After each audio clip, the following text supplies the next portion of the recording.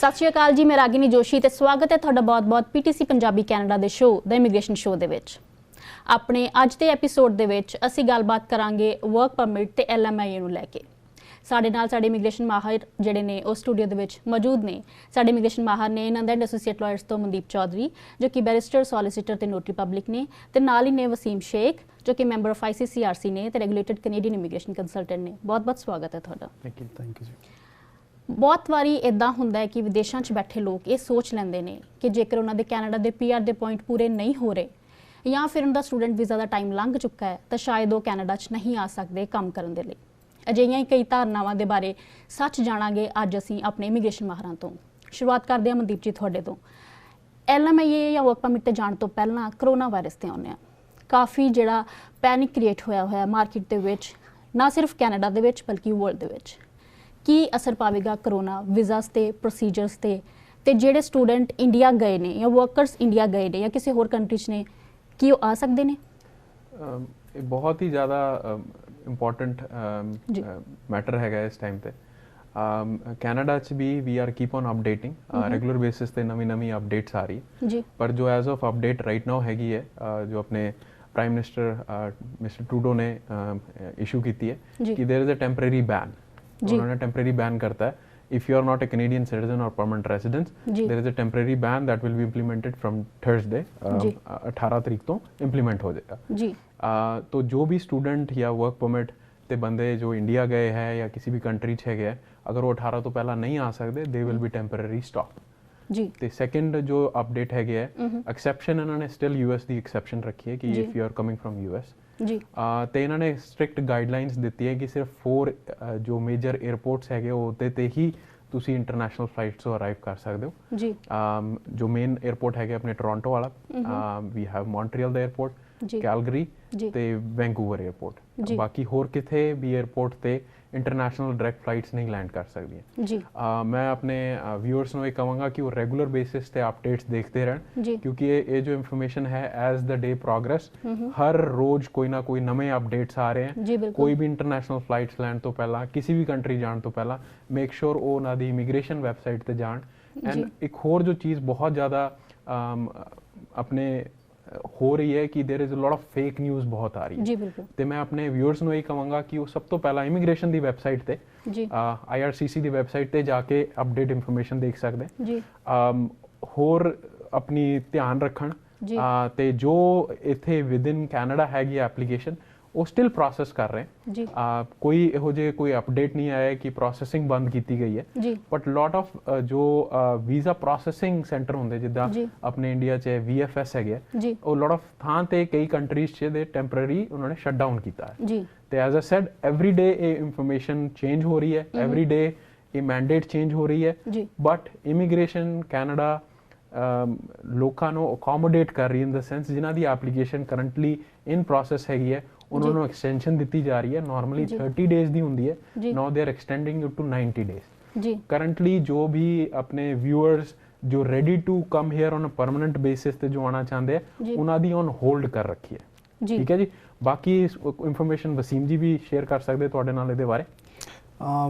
I agree with Mandeep ji like you know in addition to that जो लोग यहाँ पे कनाडा में लेट्स से उनका वीज़ा एक्सपायर हो रहा है they can apply for an extension on the base of ये जो कोरोना वायरस का जा रहा है या दूसरे many calls that we are receiving जो एप्लीकेंट जिन लोगों का वीज़ा ऑलरेडी अप्रूव हो चुका है जिनके पास कॉपी ऑफ परमानेंट रेसिडेंसी है and they want to come now they are also stuck कि भाई क्या करें अब हमारी फ़्लाइट्स कैंसिल हो गई हैं हमारा COPR इस तारीख तक वैलिड है।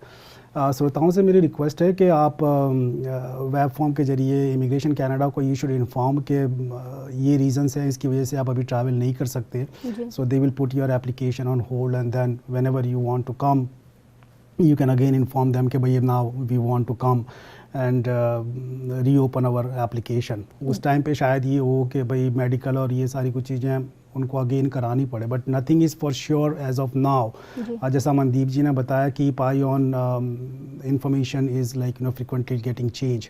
एक बायोमेट्रिक्स का भी बहुत इम्पॉर्टेंट इशू है जो कि normally they have 30 days to do the biometrics.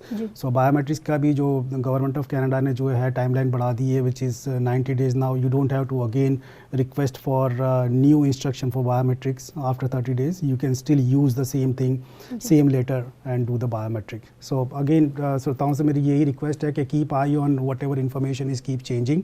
And then if you need help, there is a CIC call center. You can call like any professional lawyers or licensed immigration consultant office as well to know the update on that.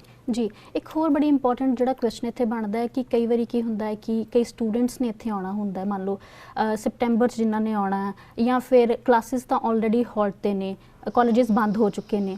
So do you think so ਕਿ ਕਿਤੇ ਵੀ ਜਾ ਕੇ ਜੇ ਇਹਦੇ 'ਚ delay ਵੀ ਆਊਗਾ ਜੇ ਸਪਟੈਂਬਰ ਦੇ ਵਿੱਚ ਕੋਈ ਗੜਬੜ ਹੁੰਦੀ ਹੈ ਤਾਂ? देखो ये सारी चीज़ें I agree with your like question. The way the situation is going around, it's very fluid like kind of situation है। Every moment something new is coming up.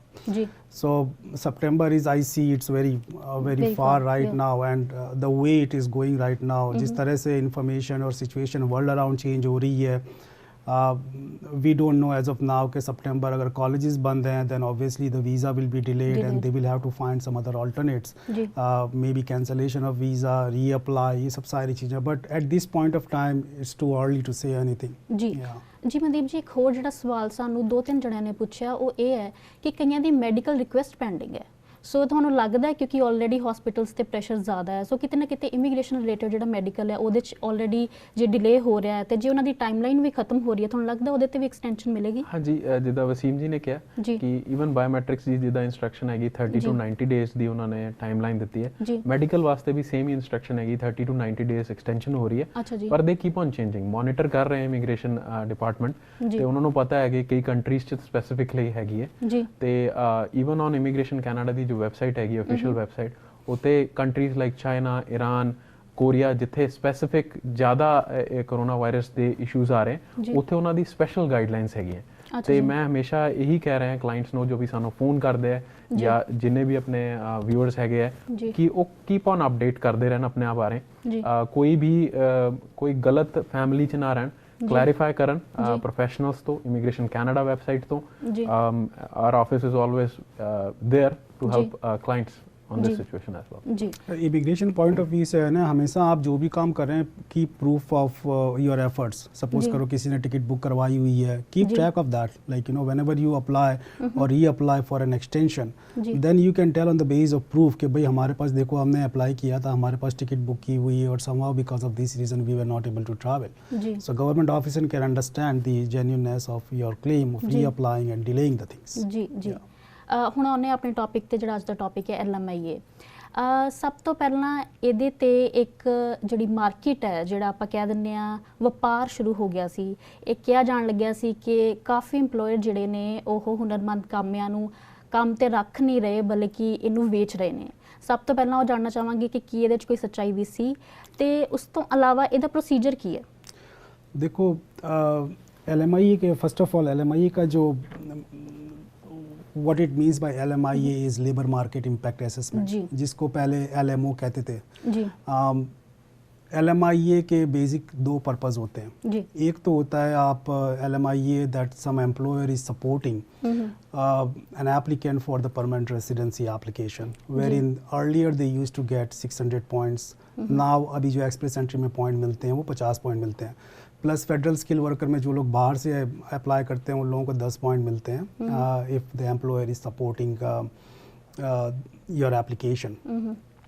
Major जो LMIA का यूज़ होता है that is for the purpose of bringing a foreign worker to Canada. अब आपकी जो question है कि एम्प्लॉयर्स बेसिकली बेचते हैं या पैसे लेते हैं, ये सब सारी चीज़ें देखो, ये जब गवर्नमेंट का जो पर्पज़ है, basic purpose for this programme is to help Canadian employers to bring foreign workers to Canada. The ultimate intention of government is to help Canadian businesses succeed. उनके लिए स्किल शॉर्टेजेस हैं। Suppose करो construction में कोई है तो construction company को skill shortages हो रही हैं, वेल्डर है, इलेक्ट्रिशियन है, ट्रेड स्किल्स में particularly, as well as highly skilled like IT occupations में एम्प्लॉयर्स की और बिजनेसेस से जब भी गवर्नमेंट लाइक मशीनरी जब बात करती है तो they come up with the issue कि भाई हमारा बिजनेस हम चला सकते हैं बट हमारे को ऐसे लोग नहीं मिल रहे यहाँ पे। That was the demand from the Canadian public, Canadian businesses, and that's why government come with this kind of programme कि भाई हमारे यहाँ पे जो बिजनेसेस हैं, एंटरप्रेन्योर्स हैं, उनको सपोर्ट करने के लिए so their business can flourish, government is coming up with this programme.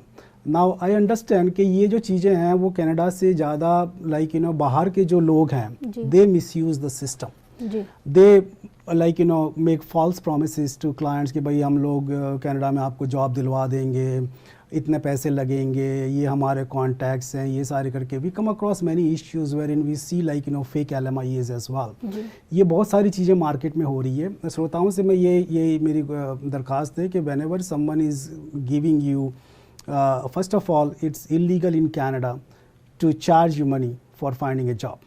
That's not something anyone should pay. There are always genuine employers, genuine companies who are looking for people from abroad and hire them on permanent or temporary basis. You should check directly with the company for the genuineness of that offer. और जो भी LMI आपको दे रहे हैं उसमें government first of all कोई official government of Canada से कोई फ़ोन नहीं करता आपको। So if you are getting any calls from this kind of like false calls from government or like Canadian authorities, you should be very careful about that thing. पैसा कोई हालत में कोई किसी को नहीं देना चाहिए आपने। जेन्युइन जॉब ऑफ़र है तो एम्प्लॉयर से डायरेक्टली बात करें। If you want to check the genuineness of the job offer, service Canada जो है उनसे डायरेक्टली आप कांटेक्ट करें। सो यू शुड नो कि what the genuineness of the job offer.